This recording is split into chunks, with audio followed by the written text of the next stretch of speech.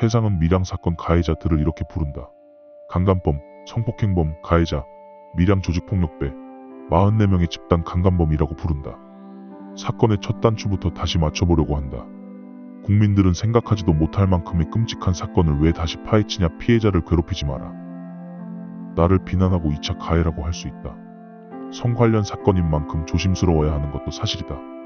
하지만 억울한 사람이 생기면 안 된다고 생각한다.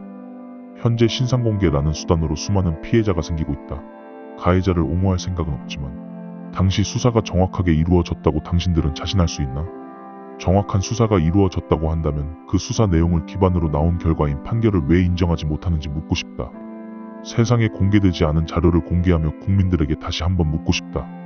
우선 얼마 전 방영되었던 그것이 알고 싶다의 피해자 인터뷰 내용부터 하나씩 파헤치겠다. 피해자는 가해자 어머니가 찾아와 가해자와 결혼시켜줄 테니 탄원서와 편지를 써달라고 회유를 했다고 한다. 애초에 자신을 강간한 가해자랑 결혼을 시켜줄 테니 탄원서를 써달라고 회유하는 것 자체가 말이 안 되는 이야기다. 또한 피해자는 가해자들의 변호사 사무실 사무국장이 찾아와 자신에게 가해자들에 대한 합의서, 탄원서, 진술서, 편지 등을 쓰라고 시켰다고 이야기하고 있다. 하지만 피해자는 기억을 못하는 것이 있다. 아니 모른 척하는 것일 수도 있다. 재판과 아무런 관련이 없는 가해자 부모님에게까지 편지를 썼다. 편지 내용 원본을 공개하겠다.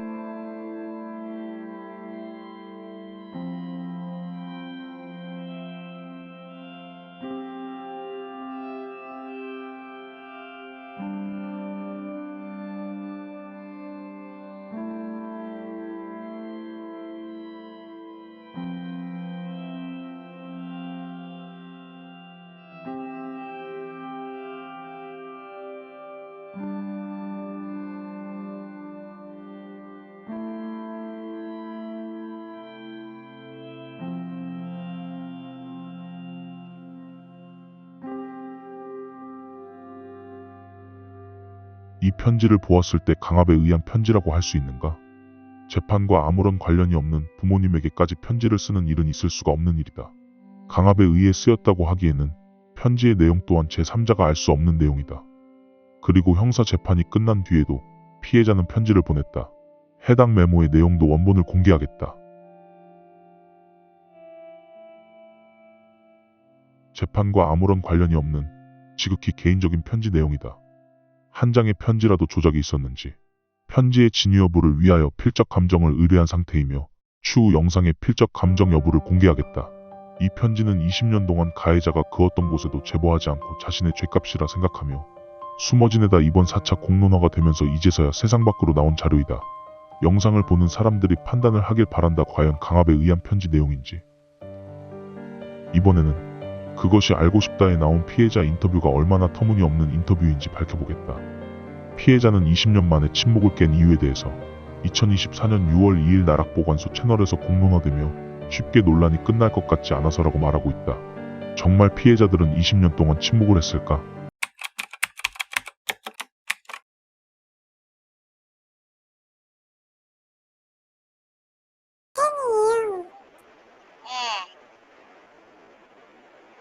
힘들어가지고 전화해봤어요. 뭐라고요? 힘들어가지고 혹시 저는 성폭행 피해자여가지고 전화드렸습니다. 무슨 성폭행 피해자예요? 밀양 성폭행 사건 피해자입니다. 몇 살이신데요? 저는 35살입니다. 혹시 저 너무 힘든데 얘기 좀 들어주시면 해가지고 전화드렸어요. 네, 말씀하십시오. 제가 성폭행 피해자인데 네. 너무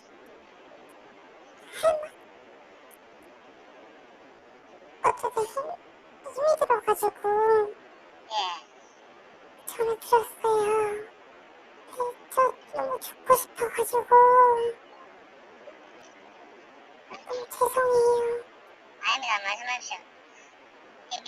밀양 성폭행 피해자인데 어떤 밀양 사건 말씀이시죠?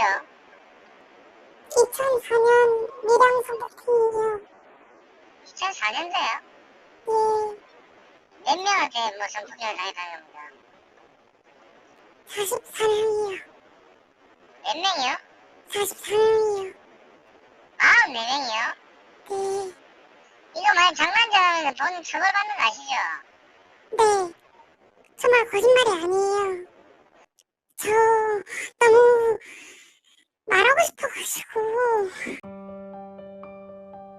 피해자는 2023년 11월 이미 타 유튜버에게 해당 사건에 대해서 제보를 하였고 개인정보 등이 담긴 판결문 원본까지 유튜버에게 전달하였다.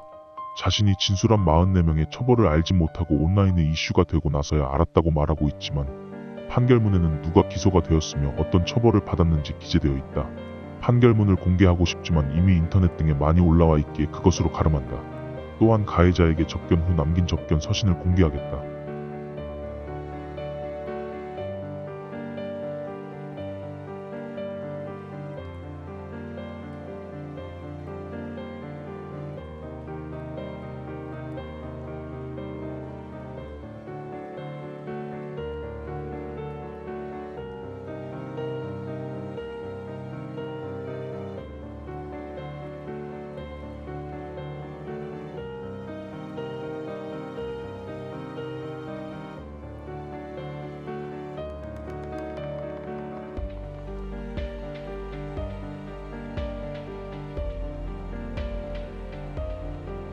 이래도 가해자들이 어떤 처벌을 받았는지 몰랐다고 할 수 있을까?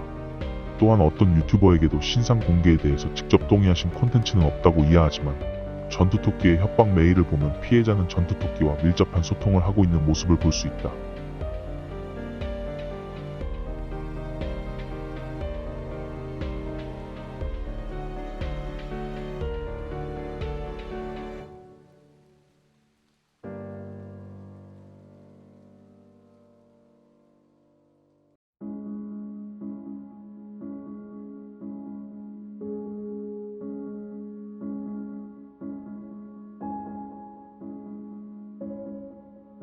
전투토끼 유튜버는 구속이 되었다.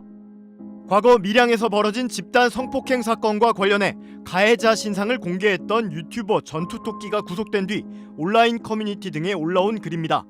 지금 전투토끼님의 아내분도 구속이 된 상태라면서 채널 운영을 같이 했다고 한다며 공탁금 후원을 요청하는 내용입니다. 이후 일각에선 단순히 채널 운영을 도왔을 뿐인데 부부를 함께 구속시키는 것은 과도한 것이 아니냐는 의문 등이 제기되기도 했습니다.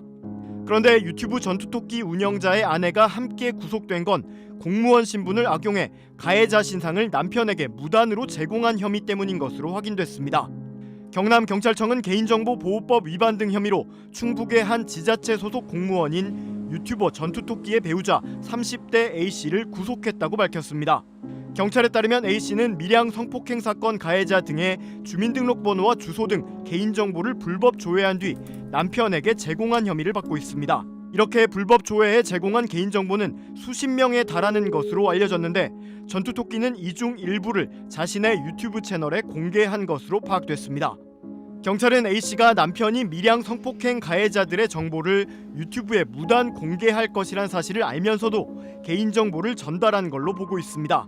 경찰은 전투토끼를 수사하던 중 증거 분석 과정에서 A씨가 여러 명의 개인정보를 전투토끼에게 전달한 사실을 확인하고 A씨를 구속한 것으로 알려졌습니다. 앞서 전투토끼는 지난 6월부터 지난달까지 밀양 성폭행 사건의 가해자 신상을 무단으로 공개하고 일부에게는 사과 영상을 보내지 않으면 가족의 신상까지 공개할 것이라고 협박 강요한 혐의 등으로 경찰에 구속됐습니다. 영상에 나왔듯 전투토끼 부인이 구속된 사유는 공무원 신분으로 개인정보를 무단 조회하여 전투토끼에게 제공 후 가해자 가족을 볼모삼아 사과 영상을 찍으라는 강요와 협박에 도움을 준 이유이다. 여기서 중요한 것은 수사 관련 업무 공무원이 아닌 이상 개인정보 없이는 신원조회를 할 수가 없다. 과연 그가 누구에게 개인정보를 제공을 받은 것일까 의문이다. 현재 전투토끼를 고소한 가해자들이 수사기관에 연락한 바 피해자와 전투토끼의 소통 정황이 있어 조사를 하려 하지만 국민 여론 때문에 수사에 난항이 있다고 이야기를 하여 많은 고소인들이 항의를 하고 있다. 고소인들은 대한민국 국민이 아닌가? 피해를 받는데 왜 수사를 못하는지 알고 싶다. 과연 정보 제공자는 누구일까? 진정, 정보 제공자는 전투토끼와 신상 공개에 대한 의논을 나눈 적이 없는지 의문이다. 다음 영상으로는 강압 수사가 정말 없었는지, 비밀로 진행된 재판에서 피해자는 과연 어떤 최후 진술을 하였는지 공개하겠다. 재판 기록은 피해자가 동의한다면 열람할 수 있다. 동의를 해주길 부탁드린다.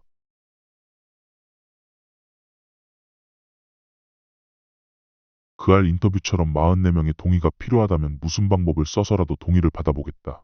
하지만 많은 시간이 소요될 것을 알기에 당시 재판에 참여했던 많은 인원들이 증언을 해주었다. 그 증언이 거짓이라면 어떠한 처벌도 받겠다는 각서와 사실 확인서를 제출했다. 다음 영상에서 천천히 모든 것을 공개하겠다. 영원한 비밀은 없다. 버스에서 내리는 순간 기자들이 사진을 찍고 있었고 부모님께 연락을 할 수도 없는 상황이어서 휴대폰을 뺏기고 손이 묶여있는 상태였기 때문에 할 수 있는 게 없었습니다. 조사를 받을 때는 경찰의 관성이 높아지고 맞는 사람들도 많아서 주눅이 들어 있었습니다.